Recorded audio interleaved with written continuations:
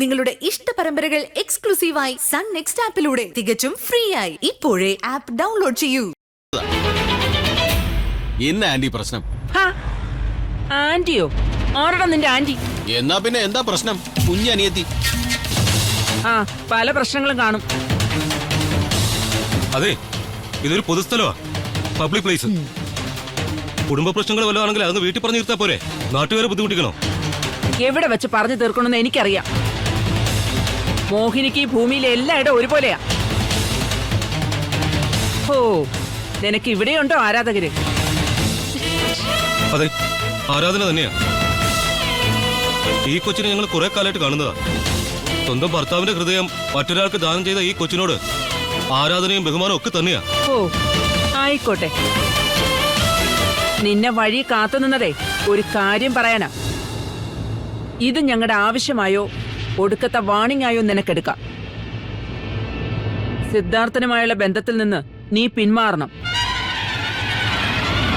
പറഞ്ഞ് സിദ്ധാർത്ഥനെ പിന്തിരിപ്പിക്കണം. അവനെ കൊണ്ട് എന്റെ മോളുടെ കഴുത്തിൽ താലി കെട്ടിക്കണം. പകരം നിനക്ക് അവകാശപ്പെട്ടത് ഞാൻ തരും. സർവാണി സദ്യയില് അനാഥർക്കും പിച്ചക്കാർക്കും ഒപ്പം വിധവയ്ക്ക് ഒരു ഇല. മതി, നിർത്ത. ഇനി എന്റെ അഭിമാനത്തെ കുത്തി രസിച്ചാലുണ്ടല്ലോ. അതിന് നിനക്ക് എവിടെ നടി അഭിമാനം? ഡോക്ടർ നിരഞ്ജന്റെ കീപ്പാണ് നീയെന്ന് അറിയാത്ത ആരുണ്ടടി ഈ ലോകത്ത്? നിന്നെ അയാളെ ഒന്നിച്ചൊരു മുറിയിൽ നിന്ന് പിടിച്ചത് ഇന്നാട്ടിലെ സകല ഓൺലൈൻ മീഡിയകളും എടുത്തിട്ട് ആഘോഷതല്ലേ. നിർത്താൻ! എന്താടി കേട്ടിട്ട് തൊലി ഉരിയുന്നുണ്ടോ? ബാക്കി കൂടി പറഞ്ഞിട്ടേ നിർത്തുന്നുള്ളൂ. നീ താമസിക്കുന്ന വീടിനും നിന്റെ ചത്തുപോയ കെട്ടിയുടെ തന്തയ്ക്കും എന്ത് അന്തസ്സുണ്ടടി? അല്ല, എന്തായാലും പേര്? മനോഹരൻ. ഒരു മനോഗുണൻ. സ്വന്തം മകളെ കൊണ്ട് ഏതോ ഒരു പണക്കാരൻ ചെക്കനെ വലവീശി പിടിപ്പിച്ച് വീട്ടില് താമസിപ്പിച്ചിരിക്കുക അയാള്. ഇപ്പം നിന്നെ സിദ്ധേട്ടന്റെ തലയിൽ കെട്ടിവെക്കുന്നതിന്റെ ഉദ്ദേശവും അത് തന്നെയാ. കാശ്. പാൽപ്പെട്ടിയിൽ വന്നു കയറുന്ന കാശ്. അതിനുവേണ്ടി അയാൾ ആരുടെ കാലും നക്കും, കുതികാല് വെട്ടും. സ്വന്തം മകളെയും മരുമകളെയും വിറ്റ് ജീവിക്കുന്ന വരാന്ന ഭോജി തന്ത. എന്ത് പറഞ്ഞിട്ട് നീ?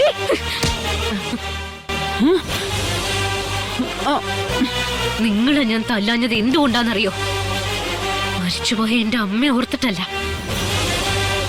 നിങ്ങളെ തൊട്ട നാറും. പിന്നെ ഏത് ഗംഗയിൽ കുളിച്ചിട്ടും കാര്യമില്ല. എന്താ പ്രശ്നം? സ്വാമിയുടെ ഇവരെന്നെ പറ്റി പറയുന്നൊക്കെ. മോള് വാ വാ, ഈ വിറ്റോളോട് കടിപിടിയോടാൻ കണ്ട വാ.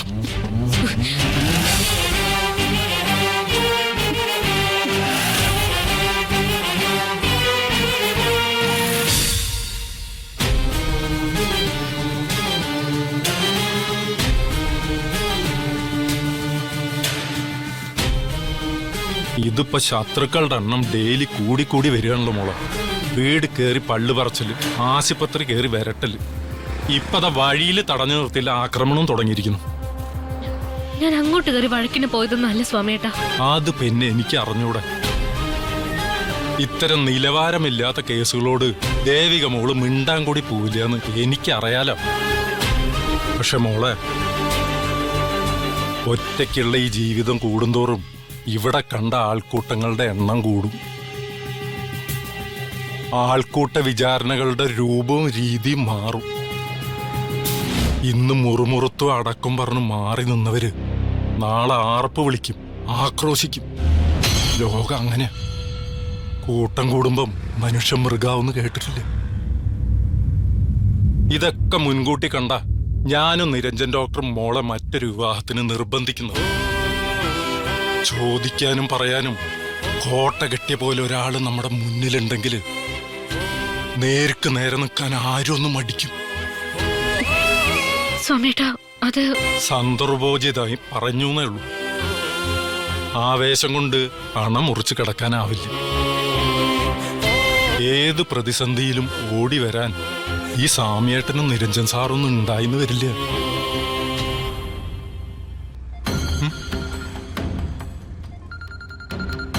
അയ്യോ, നിരഞ്ജൻ സാറാ?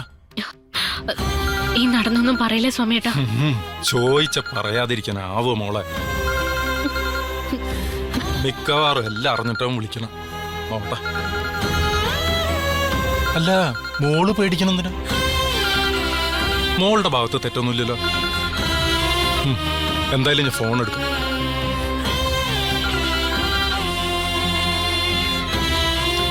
ഹലോ, ഞാൻ കരുതി സ്വാമി സർവീസ് സെന്ററിൽ തന്നെ നിൽക്കുകയാണെന്ന്.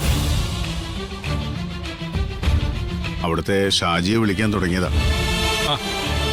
പിന്നോർത്തു സ്വാമി ഒന്ന് വിളിച്ചിട്ടാവാന്ന്. സർവീസ് സെന്ററിൽ നിന്ന് ഞാൻ കൃത്യസമയത്ത് തന്നെ ഇറങ്ങിയിട്ടുണ്ടായിരുന്നു. പിന്നെന്താ ഇത്രയും താമസിച്ചത്?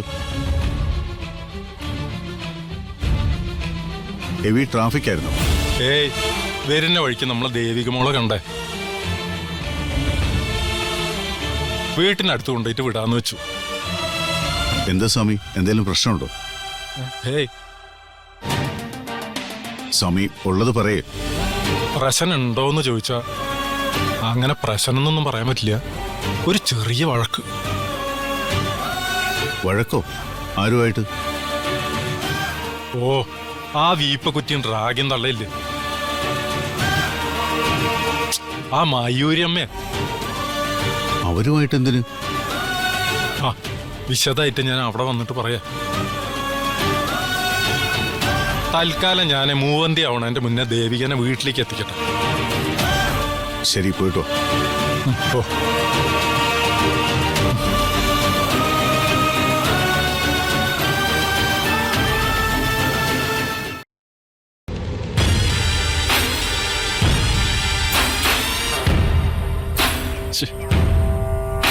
അറിയാ സർ, സുനിത ട്രൈ ചെയ്ത് ഇപ്പൊ എത്താന്ന് പറഞ്ഞിട്ട് നേരെ എത്രയായി? അല്പം മുമ്പ് ഞാൻ വിളിച്ചിരുന്നു സർ. പാർലറിൽ നിന്ന് ഇറങ്ങാന്നാ പറഞ്ഞേ. ആ, ചുമ്മാതല്ല. ബ്യൂട്ടി പാർലറിൽ കയറി ഏതെങ്കിലും പെണ്ണുങ്ങള് സമയത്തിന് വീട്ടിൽ തിരിച്ചെത്തിയ ചരിത്രമുണ്ടോ? എന്റെ പൊന്ന് വിശാൽ സാറേ, ഈ ബാറിൽ കയറിയ പുരുഷനും ബ്യൂട്ടി പാർലറിൽ കയറിയ പെണ്ണും ഒരേപോലെയാണെന്നാ മഹാമാര് പറഞ്ഞിട്ടുള്ളത്. ഇപ്പൊ ഇറങ്ങുന്നത് നമ്മൾ കരുതും, പക്ഷേ ഏതോ ഒരു അജ്ഞാത ശക്തി അവിടെ പിടിച്ചിരുന്നു. മരിയ, നീ ട്രൈ ചെയ്തേ. Okay sir. എന്തായിരിക്കും വിശാൽ സാറേ ഡോക്ടർ സുനിത കൊണ്ടുവരുന്ന പ്രധാന ഡോക്യുമെന്റ്? പറഞ്ഞിട്ടില്ല,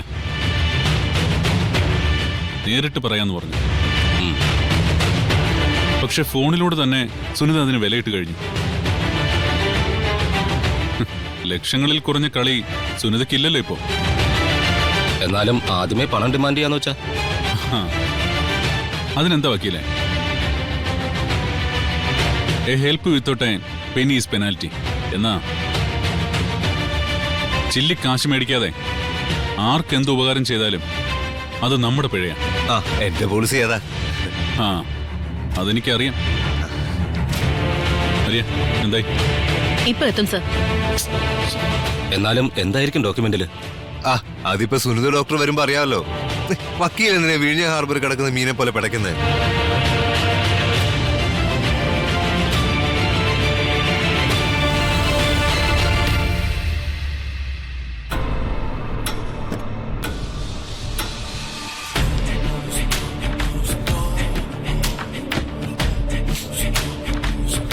ഹായ് സുനിത.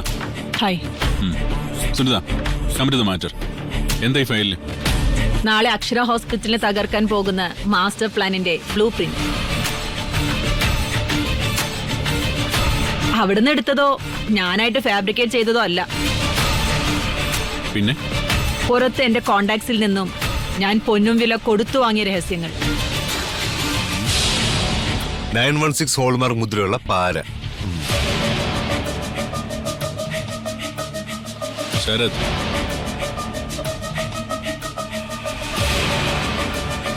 സുനിത പറയ്, എന്താ ഇതില്? കേരളം കേന്ദ്രീകരിച്ച് നടത്തുന്ന അവയവ കച്ചവട മാഫിയയുടെ വിവരങ്ങൾ, അവരുടെ ദല്ലാളുമാരുടെ നമ്പറുകൾ. അല്ല, ഇതുകൊണ്ട് നമുക്കുള്ള ഗുണം?